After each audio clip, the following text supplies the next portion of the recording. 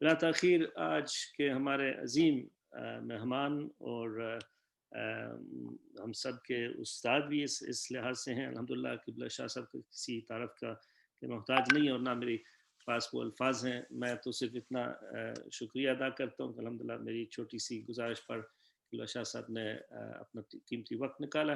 تو بلا تاخیر میں اب مائکروفون ان کے حوالے کر رہا ہوں. آج کا موضوع جیسے کہ آپ نے اشتہارات پہ دیکھ لیا ہوگا، اور میں سمجھتا ہوں یہ بالکل ہی نامناسب ہے. اتنے عظیم اسکالر ہیں، اتنے عظیم عالم ہیں، اور وقت بالکل محدود ہے، لیکن جس طرح کہ شاہ صاحب آپ چاہیں انشاءاللہ اس کے بعد جیسے کہ ہم نے ایگری کیا کہ مصطفیٰ بیگ صاحب انشاءاللہ آپ کے ہی بیان کا مختصر سا خلاصہ بیان کریں گے. مین تقریر اور اسپیچ اور لیکچر بیان آپ ہی کا ہے کہ بشاہ صاحب سے مؤدبانہ گزارش ہے کہ آپ اپنی گفتگو جاری فرمائیں. السلام علیکم، جزاکم اللہ خیر. نحمده ونصلي ونسلم على رسول الكريم اما بعد فاعوذ بالله من الشيطان الرجيم بسم الله الرحمن الرحيم انا اعطيناك الكوثر صدق الله مولانا العظيم وصدق رسوله النبي الامين الكريم ونحن على ذلك من الشاهدين والشاكرين والحمد لله رب العالمين. اللهم صل على سيدنا مولانا محمد وعلى آل سیدنا مولانا محمد وبارک وسلم صلی علیہ. حمد و صلات کے بعد چونکہ وقت کے اندر انتہائی اختصار ہے، اختصار کو مد نظر رکھتے ہوئے چند گزارشات پیش کرتا ہوں. پہلی بات سمجھنے کی یہ ہے کہ خداوند قدوس نے اس کائنات کی ہدایت کے لیے، اس کائنات پر اپنے منشا کو نافذ کرنے کے لیے خداوند قدوس نے انبیاء کرام، رسول کرام کا ایک سلسلہ متعین فرمایا. جو اللہ تعالیٰ کی طرف سے پسندیدہ حضرات انبیاء کرام، رسول کرام تشریف لائے، اور ظاہر بات ہے کہ جب وہ قوم کے سامنے یہ اپنا پروگرام پیش کرتے ہیں کہ ہم اللہ کے نمائندے ہیں، اللہ تعالیٰ کے خلیفہ ہیں، خداوند قدوس نے اپنا منشا اس کائنات پر نافذ کرنے کے لیے ہمیں مبعوث کیا، تو قوم سوال کرتی ہے کہ آپ اللہ کے نمائندے، اس کی دلیل کیا ہے؟ چنانچہ خداوند قدوس نے ہر نبی و رسول کو ان کی نبوت پر دلائل دے کر اپنے اپنے زمانے میں ان کو مبعوث کیا. ان دلائل میں سے ایک دلیل یہ بھی تھی کہ خداوند قدوس نے انبیاء کرام کو معجزات سے نوازا، معجزات دے کر بھیجے، اور پھر آخر میں سرکار دو عالم صلی اللہ علیہ وآلہ وسلم دنیا کے اندر تشریف لاتے ہیں. آپ نے اپنا پروگرام پیش کیا کہ مجھے اللہ تعالیٰ نے اپنا رسول بنا کر بھیجا. قوم نے آپ سے یہ سوال کیا کہ آپ اور اللہ کے نبی و رسول ہیں، تو اس کی دلیل کیا ہے؟ سرکار دو عالم صلی اللہ علیہ وآلہ وسلم نے 3 طرح کے دلائل پیش کیے.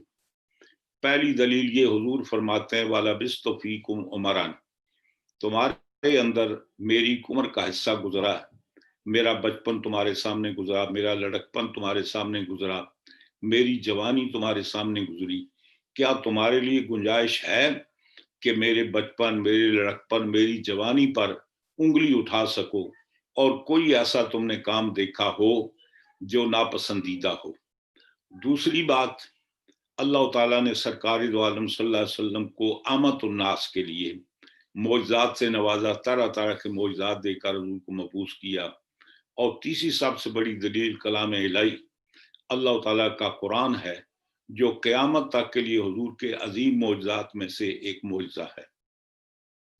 اب ظاہر بات ہے حضور کی زندگی کو ملاحظہ کرنے والے، دیکھنے والے بلا واسطہ وہ تو صحابہ کرام تھے، وہ لوگ تھے جنہوں نے حضور کا زمانہ پایا، اور ان معجزات کا بھی مشاہدہ ان لوگوں نے کیا کہ جو حضور کے دور میں موجود تھے. کبھی انہوں نے چاند کو 2 ٹکڑے ہوتے دیکھا، کبھی غروب شدہ سورج کو واپس پلٹتے دیکھا، کبھی شجر و حجر کو حضور سے گفتگو کرتے دیکھا، حضور کی بارگاہ میں صلوات و سلام عرض کرتے دیکھا، کبھی حضور اکرم صلی اللہ علیہ وسلم کے دستے انور سے دریاؤں کا جاری ہونا دیکھا. ظاہر ہے یہ وہ صحابہ کرام کے مشاہدات تھے جو اس دور میں موجود تھے. ہم تک یہ ساری باتیں تاریخ کے ذریعے، حدیث کے ذریعے پہنچی ہیں. اب حضور اکرم صلی اللہ علیہ وسلم کے دلائل میں سے بنیادی جن کو دلائل نبوت کہتے ہیں وہ یہ ہے کہ اخبار عن الغیب، یعنی غیب کی خبریں دینا۔ سیدنا حضرت عمر فاروق رضی اللہ تعالیٰ عنہ روایت فرماتے ہیں کہ حضور نے ایک نماز پڑھی، نماز پڑھنے کے بعد منبر پر تشریف لے گئے اور بدع خلق سے لے کر قیامت تک آنے والے حضور نے واقعات بیان کیے۔ فرمایا کہ کوئی ایسی بات نہیں چھوڑی جو قیامت سے پہلے وقوع پذیر نہ ہو، اور یہاں تک کہ حتیٰ آپ ارشاد فرماتے ہیں کہ حتیٰ آل الجنت منازلہم، داخل آل الجنت منازلہم، اہل جنت اپنی منزلوں پر پہنچ گئے، اہل جہنم اپنی منزلوں پر پہنچ گئے۔ من حافظہا جس نے یاد رکھا اس نے یاد رکھا، من ناسیہ فقد ناسیہ جو بھول گیا وہ بھول گیا۔ تو سرکار دو عالم صلی اللہ علیہ وآلہ وسلم کی ذات سودہ سے بات نے ماضی کے واقعات بھی بیان کیے کہ جو حضور کی واضح طور پر نبوت کی دلیل ہیں، اور مستقبل کے آنے والے بھی واقعات سرکار دو عالم صلی اللہ علیہ وسلم نے امت کے سامنے بیان کیے۔ وہ بھی حالات بیان کیے جو امت کے لیے مبارک تھے، باعث برکت تھے، اور وہ بھی حالات بیان کیے کہ جن سے امت کو بچنا تھا۔ امت کو ان کو بچانے کے لیے خطرات سے بھی حضور نے اپنی آنے والی امت کو آگاہ کیا۔ انہی میں سے سرکار دو عالم صلی اللہ علیہ وآلہ وسلم ارشاد فرماتے ہیں، آپ نے ارشاد فرمایا کہ ہلاکت امتی علی ید اغیلمت من قریش، یعنی ان قریب میری امت کی ہلاکت چند قریش کے لونڈوں کے ہاتھوں سے ہوگی۔ یہ اغیلمہ یہ غلام کی تصغیر ہے، اور تصغیر کبھی تحقیر کے لیے آتی ہے اور کبھی مطلقاً تحقیر کے لیے نہیں بھی ہوتی۔ اب اس سے پتہ یہ چلتا ہے کہ جب حضور نے فرمایا کہ میری امت کی ہلاکت چند قریش کے لونڈوں کے ہاتھوں ہوگی، تو ہلاکت کا ہونا یہ خوبی کی بات تو نہیں ہے، یہ توصیف کی بات نہیں ہے۔ تو یقیناً یہاں اغیلمہ کا لفظ جو ہے وہ تحقیر کے لیے انتہائی بد کماش، انتہائی بد تہذیب، انتہائی بد کردار اس طرح کے لوگ آئیں گے کہ جن کے ہاتھوں میری امت کی ہلاکت ہوگی۔ اور پھر سیدنا سرکار دو عالم صلی اللہ علیہ وسلم ارشاد فرماتے ہیں کہ تعوذوا عن امارت الصبیان، صحابہ کرام سے فرماتے ہیں کہ لونڈوں کی عمارت سے اللہ تعالیٰ کی پناہ مانگو، اور حضور فرماتے ہیں تعوذوا عن امارت الصبیان وراس ستین، یعنی سن 60 کے اینڈ سے اور لونڈوں کی حکومت سے اللہ تعالیٰ کی پناہ مانگو۔ اب ظاہر بات ہے کہ جب سرکار دو عالم صلی اللہ علیہ وسلم کا وصال ہوا تو اس وقت باقاعدہ طور پر اسلامک یعنی جو کیلنڈر ہے وہ مرتب نہیں ہوا تھا کہ وہ کس سے آغاز کریں۔ چنانچہ حضور کے وصال کے بعد صحابہ کرام نے یہ طے کیا کہ جس طریقے سے ساری قوموں کے کیلنڈر ہوتے ہیں وہ باقاعدہ طور پہ اپنے سن کا آغاز کرتے ہیں، تو ہمیں کس سے آغاز کرنا چاہیے۔ بعض نے رائے پیش کی کہ ہم ایسے کرتے ہیں کہ آمد الفیل سے اپنے معاملات کا آغاز کرتے ہیں اور سن کا آغاز وہاں سے کرتے ہیں۔ بعض نے کہا کہ حضور کے میلاد سے ہم اس کا آغاز کرتے ہیں۔ بعض کی رائے یہ تھی کہ حضور کی ہجرت سے ہم اس کا آغاز کرتے ہیں۔ چنانچہ متفقہ طور پر یہ بات طے پائی کہ ہجرت سے سن اسلامی کا آغاز ہوگا۔ جب حضور یہ فرما رہے ہیں کہ سن 60 کے اینڈ پر، سن 60 کے راس سے 3 پر یہ معاملات ہوں گے، تو حضور کی نظر میں یہ بات تھی کہ میرے بعد جو سن مرتب کیا جائے گا ہجری کی بنیاد پر، اس سن کے 60 کے اینڈ پر اس طرح کے واقعات رونما ہوں گے۔ اور پھر سرکار دو عالم صلی اللہ علیہ وآلہ وسلم ارشاد فرماتے ہیں کہ میں اپنے گھر میں جلوہ فرما تھے، امام علی مقام آپ کی جھولی میں تھے، آپ ان سے پیار فرما رہے تھے۔ اتنے میں سیدنا جبریل علیہ السلام حضور کی بارگاہ میں حاضر ہوتے ہیں، عرض کرتے ہیں یا رسول اللہ آپ اپنے بیٹے سے بڑا پیار کرتے ہیں۔ آپ نے فرمایا یقیناً۔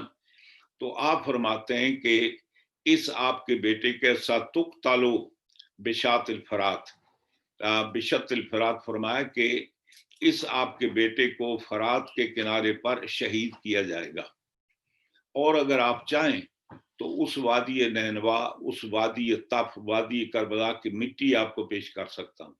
جبریل علیہ السلام نے وہاں کی مٹی لے کر حضور کی بارگاہ میں پیش کی اور یہ فرمایا کہ جب یہ مٹی خون سے بدل جائے تو سمجھ لینا کہ آپ کے بیٹے کی شہادت ہو گئی۔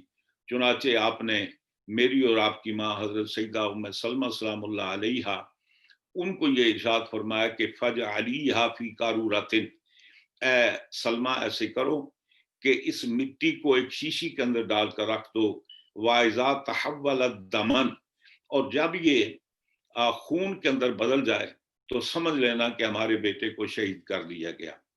اور پھر حضور فرماتے ہیں کسی طرح کی بشارت لے کر، یہ اندوہناک خبر لے کر ایک وہ فرشتہ آیا جو اس سے پہلے کبھی بھی نہیں آیا تھا۔ اس نے بھی آ کر یہی بتایا کہ آپ کے اس بیٹے کو میدان طف کے اندر، وادی کربلا کے اندر، وادی نینوا کے اندر شہید کیا جائے گا۔ اور پھر جبریل 2 بار یہ پیغام لے کر آئے۔ سرکار دو عالم صلی اللہ علیہ وسلم کی آنکھیں اشکبار ہوئیں، حضور یعنی یہاں تک کہ آپ کے قطرات آنسو مبارک آپ کی داڑھی سے نیچے گر رہے تھے۔ اور حضرت ام فضل فرماتی ہیں کہ میں حضرت امام علی مقام کو اٹھایا ہوا تھا، لا کر حضور کی جھولی میں رکھ دیا، اچانک حضور نے اپنی توجہ تبدیل کر لی، توجہ اپنا رخ موڑ لیا۔ ادھر سے میں آگے ہو کر دیکھا، کیا دیکھتی ہوں کہ سرکار دو عالم صلی اللہ علیہ وسلم کے آنسو بہ رہے ہیں، آنکھیں اشکبار ہیں اور داڑھی مبارک سے وہ یعنی آنسو کے قطرے گر رہے ہیں۔ تو میں نے عرض کہا یا رسول اللہ بے ابی انتا و امی، یا رسول اللہ میرے ماں باپ قربان ہوں، آپ کیوں رو رہے ہیں، رونے کا سبب کیا ہے؟ تو آپ نے فرمایا کہ ابھی ابھی جبریل آئے تھے، انہوں نے مجھے آ کر بتایا کہ میرے اس بیٹے کو میدان کربلا میں شہید کر دیا جائے گا۔ اور پھر سرکار دو عالم صلی اللہ علیہ وسلم نے حضور مولا کائنات سے فرمایا، انہیں بھی خواب آئی۔ اور پھر جب امام علی مقام شہید ہو گئے تو اس وقت بھی حضرت سیدہ ام سلمہ سلام اللہ علیہ فرماتی انہوں نے بھی خواب دیکھا، اور سیدنا حضرت عبداللہ ابن عباس انہوں نے بھی خواب دیکھا۔ تو مائی صاحبہ عرض کرتی ہیں کہ حضور اس حالت میں تشریف لائے، میں سو گئی، خواب میں دیکھا کہ حضور تشریف لائے تو حضور کی تعریف، حضور کی حیثیت یہ تھی کہ اخبارہ آپ کا جسم مبارک گرد سے اٹا ہوا تھا، اور اشعثا حضور صلی اللہ علیہ وسلم کے سر انور کے بال بکھرے ہوئے تھے، اور حضور کے ہاتھ میں فی یدی قارورۃ، حضور کے ہاتھ میں ایک شیشی تھی جس کے اندر خون تھا۔ تو میں نے عرض کہا یا رسول اللہ، اس سے پہلے میں نے کبھی آپ کی ایسی حالت نہیں دیکھی، وجہ کیا ہے؟ تو حضور فرماتے ہیں انا جئت آن فن من کربلا، میں ابھی ابھی کربلا سے آ رہا ہوں جہاں ہمارے شہزادوں کو شہید کیا گیا۔ یہ جو ام سلمہ تمہیں گرد نظر آ رہی ہے یہ اس وادی کربلا کی گرد ہے، اور یہ جو تمہیں خون نظر آ رہا ہے میں اپنے شہزادوں کے خون کے قطرات کو جمع کرتا رہا اور یہ لے کر آیا ہوں۔ حضرت عبداللہ ابن عباس فرماتے ہیں کہ کسی دن میں سو گیا دن کے وقت، اور میں نے خواب دیکھا کہ سرکار دو عالم صلی اللہ علیہ وسلم تشریف لائے، اسی طرح کا خواب بیان کرتے ہیں۔ اور پھر فرماتے ہیں کہ میں نے یعنی انی نمت یومن من الایام، کسی دن میں سو گیا اور خواب کے اندر یہ معاملہ ملاحظہ کیا، اور بعد میں جب میں نے حساب کیا تو وہ 10 محرم کی تاریخ تھی۔ تو بتانے کا کرنے کا مقصد یہ ہے کہ یہ حضور کے دلائل نبوت میں سے ہے۔ حضور نے چند چیزیں پہلے بتا دی، اس بات کو غور کریں۔ اور کبھی کبھی ایسے ہوتا ہے تاریخ جب واقعات پذیر ہو جاتے ہیں تو پھر مورخ ان ہونے والے واقعات کو جیسے کہ رونما ہوئے ان کو تحریر کیا جاتا ہے، لکھا جاتا ہے۔ اب سرکار دو عالم صلی اللہ علیہ وآلہ وسلم نے جو ہونے والا تھا وہ ڈیٹیل کے ساتھ بیان کیا۔ حضور نے فرمایا کہ میری امت کی ہلاکت کس کے ہاتھوں ہوگی؟ قریش کے لنڈوں کے ہاتھوں۔ اور پھر حضور نے فرمایا یہ وقت کیا ہوگا؟ یہ سن 60 کا اینڈ ہوگا۔ اور یہی وجہ ہے کہ جب 15 رجب میں حضرت معاویہ کا انتقال ہو گیا اور اس کے بعد اس کے بعد یزید لعین تخت عمارت پر متمکن ہوا، تو وہ ان 60 کا اینڈ تھا جب یزید برسر اقتدار مطلب ہے کہ اقتدار پر بیٹھا۔ حضور نے سن بھی بتا دیا، اور پھر یہ فرمایا کہ میرا بیٹا یہ شہید کہاں ہوگا؟ حضور فرماتے ہیں بشط الفرات، فرات کے کنارے پر شہید ہوگا۔ ایک روایت میں آتا ہے کہ وادی نینوا میں، ایک روایت میں آتا ہے کہ وادی تف میں، تف بھی کربلا کا نام ہے، اور ایک روایت میں کربلا کا نام آتا ہے۔ تو حضور نے وہ جگہ بھی بتا دی، شہید ہونے والوں کو بھی بتا دیا، اور جو لوگ ان کو شہید کریں گے اس کا بھی تذکرہ کر دیا۔ اب جب تاریخ کو اٹھائیں تو دیکھیں تو یہ ساری باتیں ویسی ہو رہی ہیں کہ جیسے حضور نے بتایا۔ اب یہ اور بات ہے کہ اس کے اسباب بنتے جاتے ہیں اور پھر وہ حالات اس رخ کی کروٹ لیتے جاتے ہیں۔ تو حضور نے یہ واقعہ کربلا، یہ صرف تاریخ کا واقعہ نہیں ہے کہ آپ یہ سمجھیں کہ یہ مورخین کی غور افشانیاں ہیں، انہوں نے جیسے چمچہ رتب و یابس کو ملا دیا، یہ بات نہیں ہے، بلکہ تاریخ سرکار دو عالم صلی اللہ علیہ وسلم کے دلائل نبوت کی، حضور کے نبی ہونے کی تصدیق کر رہی ہے کہ جیسے حضور نے فرمایا تھا اسی طریقے سے رونما ہوا۔ تو واقعات کربلا یہ تاریخ کے واقعات نہیں ہیں، بلکہ یہ سرکار دو عالم صلی اللہ علیہ وآلہ وسلم نے پہلے بتا دیا، جیسے حضور نے بتایا تھا اسی طریقے سے رونما ہوئے۔ اور پھر سوال یہ پیدا ہوتا ہے کہ وہ امام عالی مقام کے اقدام کی حیثیت کیا تھی؟ حضور نے صحابہ اکرام کو جب یہ واقعہ بتایا کہ میرے بیٹے کو وادی کربلا میں شہید کیا جائے گا، تو حضور نے فرمایا وَمَن تَکُم مِّنکُم فِی ذَلِکَ، تم میں سے کوئی بھی آدمی اگر اس وقت موجود ہو فَلْيَنْصُرْہُ، تو تمہارا کام یہ ہے کہ میرے بیٹے کی امداد کرنا۔ یہاں سے یہ پتہ چلتا ہے کہ سرکار دو عالم صلی اللہ علیہ وآلہ وسلم یہ بتانا چاہتے ہیں کہ میرے بیٹے کا اقدام وہ اسلام کی حفاظت کے لیے، اسلام کو بچانے کے لیے، اسلام کے لیے تحفظ کے لیے ہوگا۔ تو حضور کا یہ ساری باتیں بتانا پہلے سے اور اسی طرح واقعات کا رونما ہونا، یہ واقعہ کربلا صرف تاریخ کا واقعہ نہیں ہے، بلکہ یہ وہ ہے جو سرکار دو عالم صلی اللہ علیہ وآلہ وسلم نے پہلے بتا دیا تھا۔ اور اس کا سبب بھی یہ ہے کہ حضرت علامہ نیشا پور نظام الدین نیشا پوری رحمۃ اللہ علیہ، جو واحد پرانی چند حنفیوں کی تفاسیر میں سے ایک بڑی مارکۃ الارا تفسیر ہے، جس کو تفسیر نیشا پور بھی کہتے ہیں، اور جس کے حضرت نظام الدین نیشا پوری رحمۃ اللہ علیہ جس کے مصنف ہیں، انہوں نے بھی لکھا ہے، علامہ برہان الدین البقائی نے بھی لکھا، متعدد تفاسیر نے لکھا ہے۔ وہ یہ لکھتے ہیں کہ کوثر سے مراد حضرت خاتون جنت سلام اللہ علیہ کی ذات ہے۔ تو اللہ تعالیٰ فرماتا ہے کہ محبوب جس کو اللہ نے فاطمہ جیسی بیٹی عطا کی ہو، پھر وہ دنیا میں مقطوع نسل کیسے ہو سکتا ہے، اس کی نسل منقطع کیسے ہو سکتی ہے؟ بتانا یہ ہے کہ محبوب ہم نے آپ کے دین کی حفاظت فاطمہ کی معرفت کی، مطلب یہ ہے کہ خاتون جنت کی وہ اولاد۔ اور چنانچہ علامہ نیشا پوری لکھتے ہیں کہ یزید وہ جس نے اسلام کو مٹانے کی کوشش کی، اس کے ہاں 15 بیٹے اور 5 بیٹیاں تھیں، لیکن آگے اس کی اولاد نہیں چلی، اسی بیٹے کے ہاں کوئی اولاد نہیں تھی، اس کی نسل منقطع ہوگی۔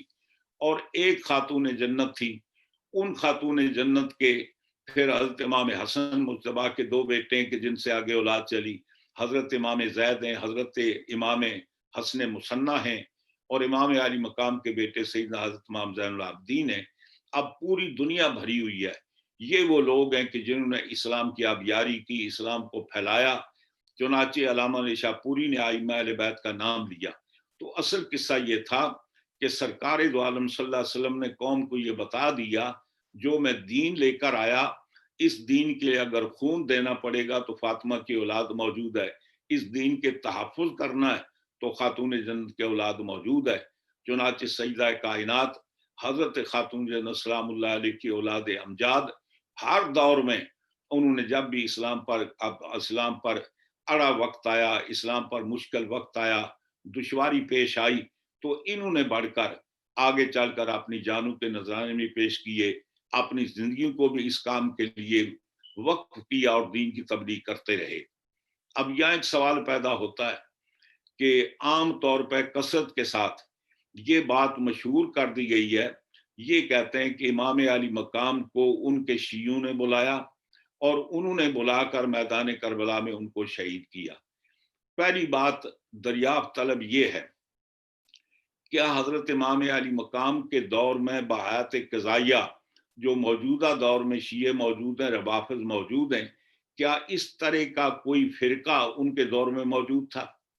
ان کے دور میں صرف شیعہ اس کو کہا جاتا جو اہل بیت کے ساتھ ہمدردی کرنے والے تھے، وہ لوگ تھے۔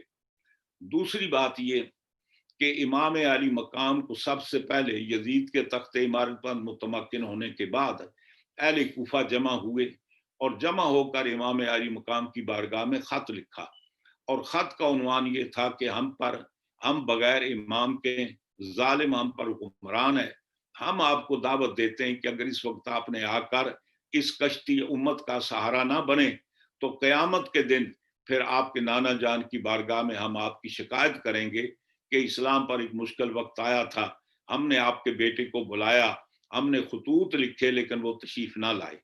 پہلے خط لکھنے والے کون ہیں؟ حضور کے جلیل القدر صحابی حضرت سلمان بن سرد خزائی، بنی خزا قبیلے کے، وہ خط لکھنے والے ہیں۔ ان کے ساتھ حضرت حبیب بن مظاہر ہیں، وہ بھی صحابی ہیں۔ ان کے ساتھ خط لکھ رہا محمد بن مسلمہ، جو مسلم بن اوسجا جو کوفے کے خطیب تھے، حضرت عانی بن عروہ، یہ چار جلیل القدر صحابہ کرام ہیں، اور حضرت حجر بن عدی ہیں۔ یہ وہ اجلہ صحابہ ہیں کہ جنہوں نے امام علی مقام کو خط لکھا۔ تو پہلی بات ہے کہ یہ لکھنا کہ شیعوں نے خط لکھ کر بلایا، یہ کس قدر تاریخ کے ساتھ نا انصافی ہے۔ نمبر دو، دوسری بات کہ ان لوگوں نے ان کو شہید کیا۔ اب میں پوچھتا ہوں، کیا عمر ابن سعد جس نے پہلا امام علی مقام کی طرف تیر چلایا وہ شیعہ تھا؟ کیا شمر خولی شیعہ تھا؟ کیا سنان بن انس شیعہ تھا؟ دراصل امام علی مقام کو شہید کرنے والے شامی تھے، وہ کوفی نہیں تھے، شامیوں کی فوج تھی، جو باقاعدہ طور پر ابن زیاد فوج لے کر آیا، اور 28,000 یا 18,000 کی صورت میں میدان کربلا میں امام علی مقام کا مقابلہ کرنے کے لیے ان کو بھیجا گیا۔ اب قصہ یہ ہے، اہل کوفہ اس وقت ظاہر بات ہے کہ جب اس نے آ کر حکومت یزید کے ہاتھ میں، کنٹرول ان کے ہاتھ میں، اور پورے کوفے پر یہ کیا کہ وہ دفعہ 144 نافذ کر دیا کہ نہ کوفے کو باہر جا سکتا ہے نہ اندر آ سکتا ہے، وہ لوگ مجبور ہو گئے، اور فوج نے امام علی مقام کو، جو یزید فوج تھی، انہوں نے شہید کیا۔ پھر اس کے بعد یہ بھی ذہن میں رکھیں کہ امام علی مقام، حدیث میں حضور ارشاد فرماتے ہیں کہ اس قوم نے حضرت یحییٰ علیہ السلام کو بے دردی کے ساتھ شہید کیا، اور اللہ تعالیٰ نے حضرت یحییٰ علیہ السلام کے انتقام کے لیے 70,000 ان کے قاتلوں کو اللہ تعالیٰ نے فی النار کیا، ان کو مارا۔ اور جو لوگ میرے حسین کو شہید کریں گے، اللہ تعالیٰ 2 دفعہ 70,000 میرے امام علی مقام کے خون کے بدلے میں اللہ تعالیٰ ان سے انتقام لے گا، یعنی 1,40,000۔ اب سوال یہ ہے، وہ جو امام علی مقام کا انتقام لیا، وہ انتقام لینے والے کون تھے؟ وہی کوفے والے تھے۔ اسی کوفے سے سلمان بن سرد خزائی اٹھے، 7,000 کا لشکر لے کر جاتے ہیں، پھر مختار سقفی آتا ہے، پھر اس کے بعد نتیجہ یہ ہوا کہ پورے کوفہ اور پورے علاقے سے چن چن کر ایک ایک آدمی جس نے امام علی مقام کے خلاف جنگ میں حصہ لیا یا کسی طریقے سے تعاون کیا، چن چن کر ایک ایک کو مارا۔ تو اب ظاہر بات ہے کہ اب یہ بھی بتائیں کہ امام علی مقام کا انتقام کس نے لیا۔ بنیادی بات یہ ہے کہ امام علی مقام کا تشریف لے جانا، اور پھر ایک اور بات بھی آپ کو عرض کروں، ہمارے اکثر بیشتر کچھ اشعار پڑھے جاتے ہیں جن کو دھوکے سے کوفے بلایا گیا۔ پہلی بات یہ ہے کہ امام علی مقام کیا آپ کو اتنے ناسمجھ نظر آتے ہیں کہ وہ کسی کے دھوکے پر جاتے؟ ایسی بات نہیں ہے، بلکہ یہ سرکار نے ان کو بھیجا تھا۔ جب آپ مکہ معظمہ سے روانہ ہوتے ہیں، حضرت عبداللہ بن عباس نے آ کر آپ کو منع کیا، روکا کہ آپ نہ جائیں۔ آپ فرماتے ہیں انی رأیت رسول اللہ صلی اللہ علیہ وسلم فی المنام وامرنی بامر انا ماذن لہو لیا ولیا۔ امام علی مقام فرماتے ہیں کہ رات کو میں نے حضور کو خواب میں دیکھا، حضور نے مجھے ایک آرڈر دیا ہے اور مجھے اس آرڈر کی تکمیل کرنی ہے، لیا او علیہ، میں رہوں یا نہ رہوں۔ تو دراصل امام علی مقام کوفے کے بلانے والوں پر نہیں، بلکہ سرکار کے ارشاد کے مطابق اس एकाक हक के लिए मैदान करबला में जाकर, ताकि वो एकाक हक करें, हक और बातिल को क्लियर करें और वाजे करें। तो इमाम अली मकाम की ये तारीख और जो कुछ तारीख के अंदर पेश आया, ये सिर्फ तारीख के वाक़यात नहीं है, बल्कि हकीकतन सरकार दो आलम सल्लल्लाहु अलैहि वसल्लम ने पहले जो इतलात, पहले जो इखबार अनिल गैब सारी बातें दी थी, बल्कि यूं समझिए कि वाक़या करबला ये दलील नबूवत है, सरकार की हकानियत की दलील है, सरकार की सच्चाई की दलील है, सरकार की नबूवत और रसालत की दलील है कि हुजूर ने जैसे फरमाया इसी तरीके से अरब बरब सारे मामलात वैसे हुए। तो यूं समझिए कि वाक़या करबला ये तारीख का वाक़या नहीं है, ये वाक़या सिर्फ ये नहीं कि अचानक बरसरे वजूद में आ गया, बल्कि इसकी असल जो मनसूबा बंदी हुई वो वादी मिना में हुई थी। जब इब्राहीम अलैहिस्सलाम ने अपने बेटे को कुर्बान किया तो अल्लाह ताला इरशाद फरमाता है वा फदैना बिज़िबिन अज़ीम। हजरत हकीमुल उम्मत अल्लामा इकबाल फरमाते हैं कि अल्लाह अल्लाह बाय बिस्मिल्लाह पिदर और माना ए ज़िब अज़ीम आयत पिसर। फरमाते हैं कि दरअसल ये वादी मिना के अंदर प्रोग्राम तय पाया, इमाम आली मकाम पैदा हुए, फिर अल्लाह ताला ने सारे प्रोग्राम से हुजूर को आगाह किया। ये दलाइल नबूवत में से है, जो कुछ वाक़या करबला में हुआ ये मंशा इलाही, मंशा रसूलुल्लाह के मुताबिक इस्लाम को क़यामत तक के लिए उसको जिंदा रखना था। और इसलिए मौलाना ज़फ़र अली खान साहब कहते हैं, आप फरमाते हैं कि इमाम अली मकाम की जो शहादत है ये इस्लाम को दवाम देकर चली गई। फरमाते हैं कि ये वो है, इस्लाम जिंदा होता है करबला के बाद, मरगे कत्ल हुसैन असल में मरगे यजीद है, इस्लाम जिंदा होता है करबला के बाद। तो यूं समझिए कि ये वाक़यात करबला ये सिर्फ तारीख के वाक़यात नहीं है, बल्कि ये सरकार की सदाकत, सरकार की हकानियत के दलाइल के तौर पर आए और फिर जिस निज़ाम को हुजूर लाए थे उसकी हिफाजत करने के लिए इमाम अली मकाम मैदान करबला में पहुंचते हैं। और इसी बुनियाद पर खराज अकीदत पेश करते हुए ख्वाजा ख्वाजा ख्वाजगाम हिंदुल वली नेमतुन मिन अनामिल्ला हजरत ख्वाजा मोइनुद्दीन चिश्ती अजमेरी रजी अल्लाह तआला अन्हु फरमाते हैं कि शाह अस्त हुसैन बादशाह अस्त हुसैन फरमाते हैं कि शाह अस्त हुसैन बादशाह अस्त हुसैन दीन अस्त हुसैन दीन पना अस्त हुसैन सरदाद न दाद दस्त दस्त यजीद हक्का के बिना ला इला अस्त हुसैन। बल्कि इमाम अली मकाम वो हैं कि जो इस्लाम की बुनियादें उखड़ गई थी, उन इस्लाम की बुनियादों को मजबूत करने के लिए, उस्तवार करने के लिए मैदान करबला में पहुंचे, अपनी इज्जत की कुर्बानी दी, बच्चों की कुर्बानी दी, खानदान की कुर्बानी दी, अपने सर की कुर्बानी दी, कुर्बानी देकर इस्लाम की बुनियादों को मजबूत कर गए।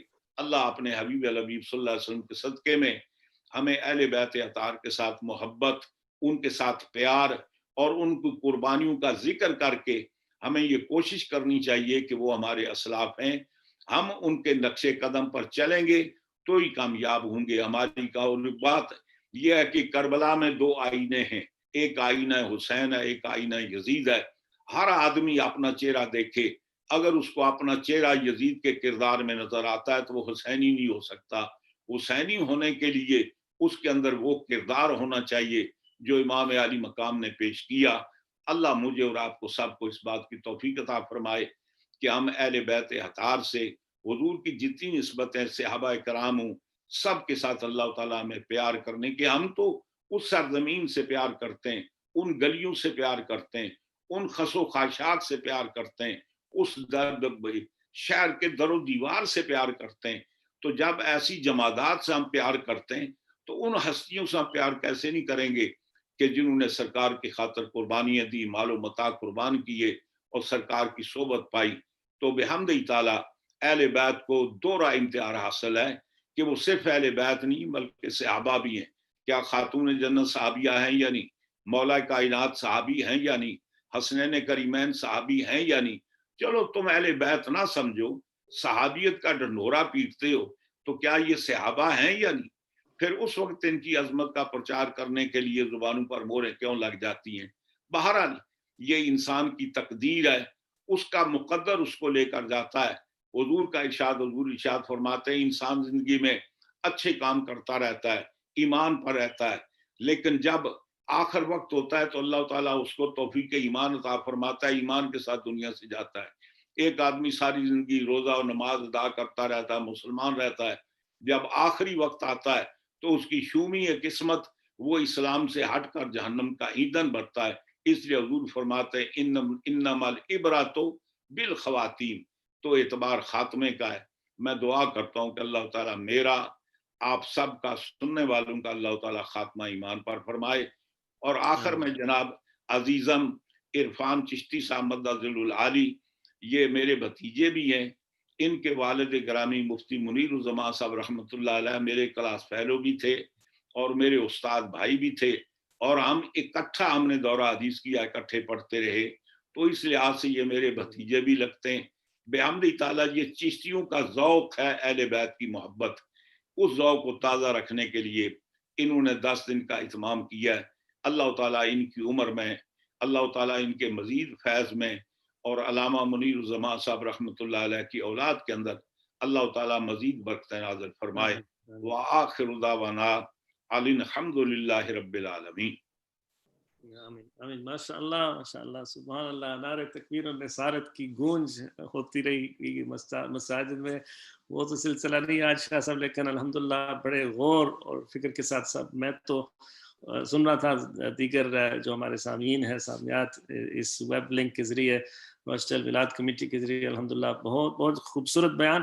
اور میں یقینی طور پہ یہ تو ادنا سا ایک طالب علم ہوں، اور آپ کا جس طرح فرمایا ماشاءاللہ میں شفقت فرماتے ہیں بھتیجا ہونے کے ناطے، یہ جو پس منظر کا جو موضوع تھا اس خوبصورتی کے ساتھ، اور ایک میں سمجھتا ہوں ایک حسین اور انفرادیت، یہ آپ ہی کا ماشاءاللہ طرح امتیاز ہے کہ اس طرح فرمائے کہ یہ باقی چیزیں تو ہر مسئلے میں اختلاف ہے، لیکن یہ جو آپ نے آج بیان فرمایا، میں نے تو ذاتی طور پہ کبھی پہلے اس سے کبھی نہیں سنا کہ یہ حضور پاک کی جو فورچون، یعنی ان کی جو رسالت کے اوپر جو دلیل دیتی ہے، دلائل نبوت کے طور پہ، اس لحاظ سے کبھی میں نے نہیں سنا۔ بہت بہت شکریہ قبلہ شاہ صاحب، الحمدللہ۔ اللہ تعالیٰ سے دعا ہے ہماری سب کی کہ ہماری عمر اور ہماری صحت آپ کو عطا فرمائے۔ آپ سرمایہ ہیں اہل سنت کے اوپر، الحمدللہ اسی طرح ہم مستفید ہوتے رہے۔ قبلہ